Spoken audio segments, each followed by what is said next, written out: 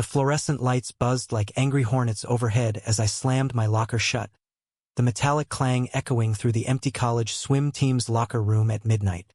Sweat still clung to my skin from the late-night practice, but it was the shadow slipping through the side door that made my heart jackhammer. Not fear, exactly, but something sharper, like the first cut of a betrayal you didn't see coming. "Hey!" I barked, my voice cracking the silence like a starter's gun. "What the hell are you doing in here?" I froze, my gym bag slung over one shoulder, the cool tile floor sticking to my bare feet.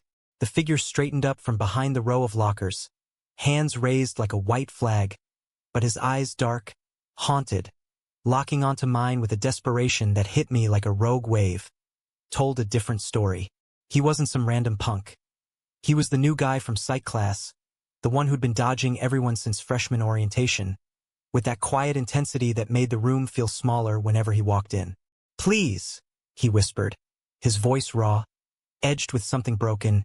"Don't call security. I needed something from my locker. It's not what it looks like." But it was exactly what it looked like. A thief in the night, caught red-handed rifling through Coach Harlan's office stash at the back of the room. Papers scattered like fallen leaves, a half-empty bottle of Gatorade tipped over on the desk. And there he was, Ethan. Yeah, that was his name, Ethan Hale. Standing amid the mess, his hoodie zipped up to his chin despite the humid air, breathing hard like he'd run a marathon from whatever ghost was chasing him. I should have yelled for help, should have grabbed my phone and dialed campus PD, but instead, I dropped my bag and stepped closer, the air between us thickening with the scent of chlorine and unspoken secrets. "Your locker," I said, nodding toward the one with his name taped crookedly above it, the one that had stayed locked since he transferred in 2 weeks ago. "Bullshit. That's Coach's private files you're digging through. Who are you, really?" He swallowed hard, his Adam's apple bobbing under the faint stubble that shadowed his jaw, and for a split second, I saw it, the flicker of vulnerability, the kind that strips a guy down to bones and makes you want to shield him from the world, even if he's the one holding the knife. "I'm no one," he muttered, backing up until his shoulders hit the cold metal behind him. "Just a guy trying to survive this hellhole without drowning." His words hung there, heavy as the championship banner sagging from the rafters, and damn if they didn't pull at something deep in my chest. A current I'd been fighting since I first spotted him sketching in the back row of lecture hall. His pencil strokes fierce and fleeting like he was capturing ghosts on paper. I was Alex Rivera, junior on the USC Trojan swim team, the guy who clocked sub-20 in the 200 fly and kept his head down about everything else. Family back in East LA expecting straight A's and a future in med school. Not the truth I'd buried under layers of freestyle laps and fake laughs with the brothers. Being gay in a locker room full of testosterone and towel snaps was like swimming upstream in a riptide. You learn to breathe shallow, keep your eyes on the black line, and never let the water close over your head. But Ethan? He crashed in like a storm surge, all brooding silences and stolen glances during warm-ups. His lean frame cutting through the pool with a grace that made my strokes falter. I'd caught myself watching him too many times. The way his wet hair curled at the nape of his neck, or how he'd towel off with this quiet dignity that screamed he was carrying more than just chlorine weight. Now, here we were, 2 a.m. standoff in a room that smelled like victory and regret, and I couldn't look away. "Survive what?" I pressed, my voice dropping lower, the hum of the AC the only witness. He hesitated, then slid down the locker to sit on the bench, knees pulled up like a kid hiding from thunder. "You wouldn't get it," he said, staring at the floor. "My dad's the new assistant coach, Harlan's old buddy from Ohio State. They go way back, and now I'm stuck here, playing the perfect son while everything falls apart." The confession spilled out in fragments. His old man pressuring him to join the team. The endless fights back home in Seattle about manning up. The scholarship that was supposed to fix it all, but only dug the hole deeper. And the files? Turns out, Ethan was hunting for his dad's forged transcripts, the ones that got Harlan the head gig but could tank everything if they leaked. I sat beside him, close enough to feel the heat radiating off his skin, the space between us charged like the moment before a flip turn. "Why not just tell someone? Me, hell, even the team captain." He laughed, bitter and short, like glass cracking. "Tell who? The golden boy who acts like he's got it all figured out." His eyes met mine then, really met them, and I felt exposed, like he'd seen through the bravado to the fear gnawing at my edges. The fear of being the Mexican kid from the barrio who dreamed of white picket fences and a hand to hold that wouldn't let go. "You're not golden, Alex," he added softly, his shoulder brushing mine. "I see you. The way you flinch when the guys joke about fags in the showers. You're fighting the same current." The words landed like a gut punch, stealing my breath. No one had ever called it out like that. Not even in the late-night confessions I'd whispered to my reflection in dorm mirrors. I wanted to deny it, to shove him away and bolt for the door. But instead, I leaned in, our forearms touching, the contact sending sparks up my spine. "And you," I whispered back, "what are you fighting?" He turned his face toward me, inches away now, his breath warm against my cheek. "Myself," he admitted, voice barely audible. "And the fact that every time I see you hit the water, I forget how to swim. That's when it happened, the shift, the spark that ignites a fire you can't put out." His hand found mine in the dim light, tentative at first, then firm, fingers intertwining like they'd been waiting for this exact moment. The locker room faded, the mess of papers irrelevant, and all that mattered was the pulse racing under my skin, syncing with his. We didn't kiss, not yet. But the air hummed with possibility, with the kind of quiet revolution that changes everything. Little did I know that stolen night was just the dive. The real undertow was waiting, pulling us toward depths neither of us could surface from unscathed. By dawn, we'd cleaned up the office, his secret locked away with mine, and as we parted in the parking lot, the first pink streaks painting the LA skyline, Ethan squeezed my hand one last time. "This doesn't have to be a one-off," he said, his smile tentative but real, like sunlight breaking through fog. I nodded, heart pounding, already replaying the feel of his palm against mine. Practice that morning was a blur. Coach Harlan barking orders, the team slapping high fives after relays. But every lap, I felt Ethan's gaze on me from the bleachers, where he sat pretending to study. It was our code, that look, a promise in the water's reflection. Days blurred into weeks, and what started as clandestine notes slipped into lockers evolved into stolen moments. Late-night drives up Mulholland, windows down, wind whipping our secrets into the canyon air. Ethan opened up like a book I'd been dying to read. The pressure from his dad, a former Olympian turned bitter after a knee injury ended his dreams, now projecting every failure onto his only son. "He thinks swimming will fix me," Ethan confessed one night, parked overlooking the glittering sprawl of the city, his head on my shoulder. "Like metals erase who you are inside." I traced patterns on his arm, the stars above us in different witnesses. "And who are you inside?" I asked, knowing the answer but needing to hear it. He lifted his head, eyes shining. "Yours if you'll have me."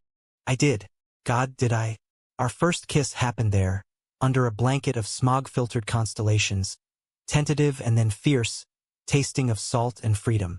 It was messy, all elbows and nervous laughs, but it felt like coming home, like finally breaking the surface after holding your breath too long. Back on campus, we were careful. Separate bunks in the dorms, neutral nods in the halls, but the team noticed the shift. Rivera's got his groove back. Tommy, our cocky freestyle anchor, ribbed during cooldowns. Whatever you're on, bottle it for the relays. If only they knew it was Ethan's hand in mine under the cafeteria table, or the texts lighting up my phone at 2 a.m. "Miss your stroke already. Meet at the pool house?" But paradise has cracks, and ours started with a whisper. Coach Harlan pulled me aside after a scrimmage, his weathered face creased deeper than usual. "Heard rumors about the new kid," he grunted, towel drying his clipboard. "Hale's boy. Keep your distance, Rivera. Family dramas like bad form. It drags everyone under." My stomach twisted, but I played it cool, nodding like it was just locker room gospel. Ethan, though, was unraveling faster. His sketches turned darker, jagged lines of lockers morphing into cages, figures blurred at the edges like they were fading.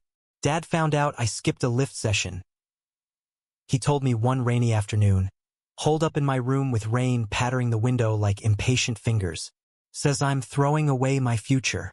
Doesn't know the half of it." I held him then, his body fitting against mine like puzzle pieces finally clicking. our breaths mingling in the half-light. "We'll tell them," I murmured into his hair, even as doubt gnawed at me. "Together." He pulled back, searching my face. "You sure? Your folks? The team?" The question hung, heavy as the championship pressure we'd both shouldered since walk-on tryouts. I kissed his forehead, sealing the lie with salt. "For us? Yeah." The first real storm hit during midterms, when Ethan's dad cornered him after a brutal practice. I was toweling off, pretending not to eavesdrop from the showers, when the yelling erupted. Low at first, then sharp as a whistle blast. "You think you can waltz in here and sabotage everything? Those files." Someone tipped me off. Ethan's voice cracked in response. "It wasn't me, Dad. I swear."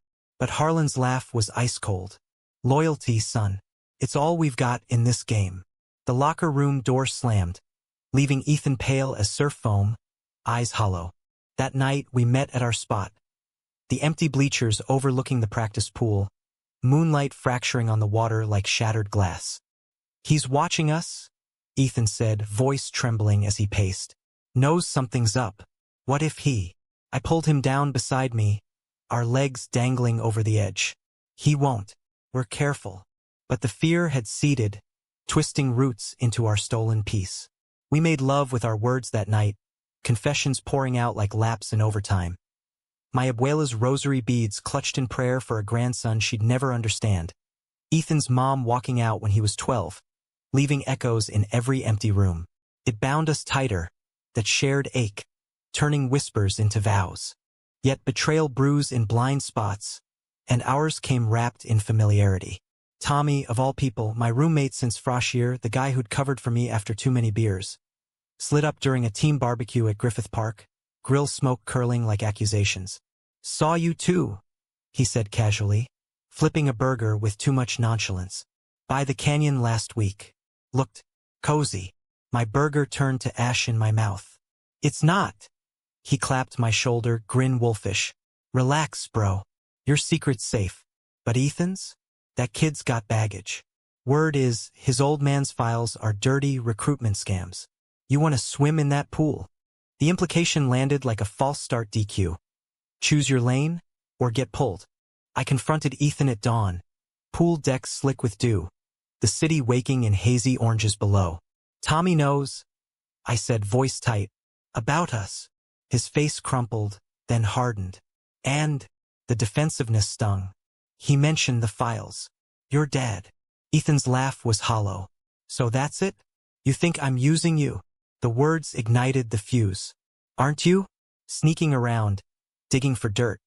How do I know this isn't part of some plan?" He recoiled like I'd slapped him, eyes flashing hurt. "I came to you that night because I was breaking, Alex. Not scheming." We stood there, inches apart yet miles away, the water lapping accusations at our feet. The argument escalated, voices echoing off the natatorium walls, until he shoved past me, shoulder-checking like a penalty in overtime. "Believe what you want," he spat. "But I'm done pretending for anyone."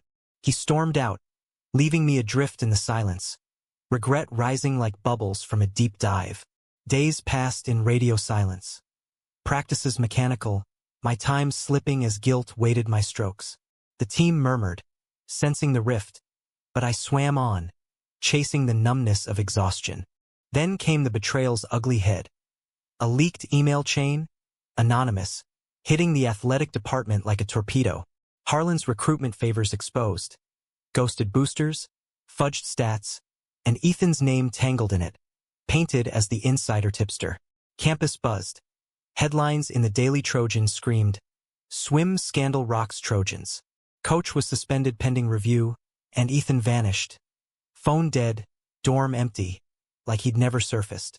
Desperation drove me to his dad's office, now cordoned with yellow tape like a crime scene. Harlan was there, packing boxes, face gaunt as overchlorinated water. "Rivera," he grunted, not looking up. "Stay clear. This mess'll sink you too." But I pressed, voice breaking. "Where's Ethan? He didn't do this." Harlan paused, eyes softening fractionally. The ghost of the coach who'd scouted me in high school. "Kid's gone. Fled to his aunt's in Portland." Thinks I hate him for it. He sighed, rubbing his temples. Truth? Those files were my shame, not his. But he covered for me once, and it broke him. The admission shattered my rage. Harlan, the tyrant, reduced to a man haunted by his own currents. Tell him, I choked.